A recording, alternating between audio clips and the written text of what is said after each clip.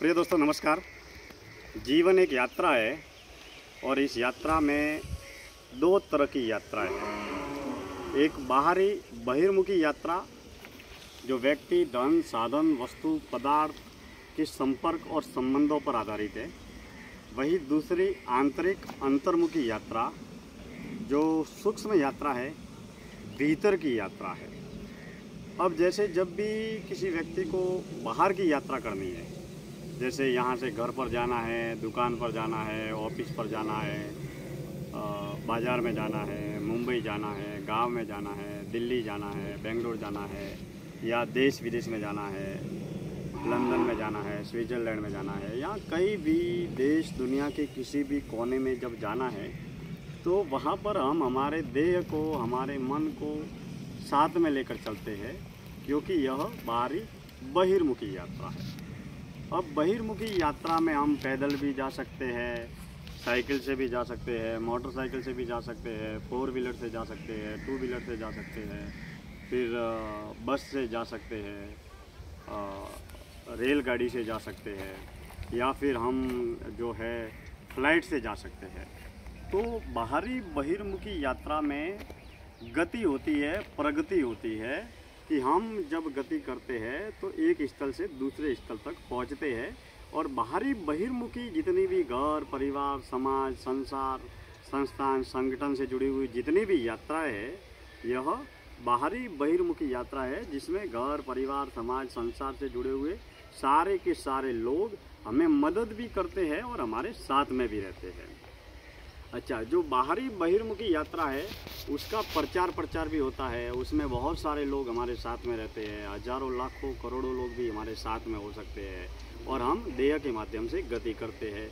लेकिन जो बाहरी बहिर्मुखी यात्रा को तो हम समझ सकते हैं, संसार घर परिवार समाज संसार के अधिकांश लोग बाहरी यात्रा ही करते हैं। कोई भी व्यक्ति भीतर की यात्रा नहीं कर पाता है, या बहुत कम लोग जो सत्य के सच्चे खोजी है, या ईश्वर के उपासक है, या जो मौन और ध्यान की साधना करते हैं, वही आंतरिक अंतर्मुखी यात्रा करते हैं। क्योंकि आंतरिक अंतर्मुखी यात्रा भीतर की यात्रा है, यानी कि जिस तरीके से बाहरी बहिर्मुखी यात्रा में हमारी पंच ज्ञान की इंद्रियां व्यक्ति वस्तु धन साधन पदार्थ के संपर्क और संबंधों पर आधारित बाहरी बहिर्मुखी दिशा में गति प्रगति करती है, ठीक उसी तरीके से अंतर्मुखी आंतरिक आत्म केंद्रित यात्रा में मौन की यात्रा है, ध्यान की यात्रा है, साक्षी भाव की यात्रा है, जहाँ पर हम साधक का मन को देखता है और साधक स्वयं अपने भीतर उतरता है। अब बाहर जाने के लिए तो हम पैदल जा सकते हैं, गाड़ी से जा सकते हैं, फ्लाइट से जा सकते हैं, एक जगह से दूसरी जगह सफ़र कर सकते हैं। जैसे मुंबई है तो मुंबई से दिल्ली जा सकते हैं, दिल्ली से मुंबई आ सकते हैं। तो बाहर का सफ़र देश और दुनिया को दिखता है, लेकिन आंतरिक सफ़र जो है वो एक अकेले व्यक्ति का सफ़र है, जहाँ भीतर उतरना है।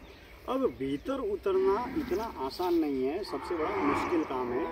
भीतर की यात्रा में हर व्यक्ति एक अकेले होता है, क्योंकि वह व्यक्ति या साधक जब अपने मन को अपने विचारों को देखने का प्रयास करता है, और भीतर की यात्रा में मुख्य मार्गदर्शक सहयोगी या जो मददगार है वह एकांत है, मौन है, ध्यान है, साक्षी भाव है, कर्तव्य भाव है। ये तमाम तरह के प्रयोग आंतरिक अंतर्मुखी यात्रा में बहुत ज़्यादा मददगार है। तो अगर हम भीतर की यात्रा करना चाहते हैं और हम अपने आप को जानना चाहते हैं, तो साक्षी भाव से जब हम मौन रहते हैं, एकांत में रहते हैं, कम से कम बोलते हैं, और हम हमारे मन में आने वाले विचारों के सजग चौकीदार और प्रखर पक्के पहरेदार जब बनते हैं, तब हम भीतर की यात्रा को तय कर पाते हैं। क्योंकि जब हम भीतर की यात्रा करते हैं या ध्यान करते हैं या मौन रहते हैं, तो वाणी का प्रयोग नहीं करते हैं, शब्दों का प्रयोग नहीं करते हैं, बिल्कुल मौन रहते हैं, और उसके बाद में स्थिर स्थायी पालती मारकर बैठ जाते हैं, तो स्थिर स्थायी बैठते हैं, और उसके बाद में हम न तो हिलते हैं, आंखें हमारी बंद होती है, सुखासन की अवस्था में बैठते हैं। तो ध्यान की अवस्था में हम भीतर प्रवेश करते हैं, यानी कि हमारी जो पंच ज्ञान की इंद्रिया है वह स्थिर स्थायी और देह भी स्थायी होती है। कानों की आवाज़, कानों में शोरगुल नहीं होता है, भीड़ मेले बाजार से मुक्त होते हैं, पालती मारकर बैठ जाते हैं, आंखें हमारी बंद होती है और कानों एकांत में होते हैं तो कानों में भी शोरगुल नहीं होता है। तब हम अपने मन को देखते हैं, अपने कर्मों को देखते हैं, अपने विचारों को देखते हैं।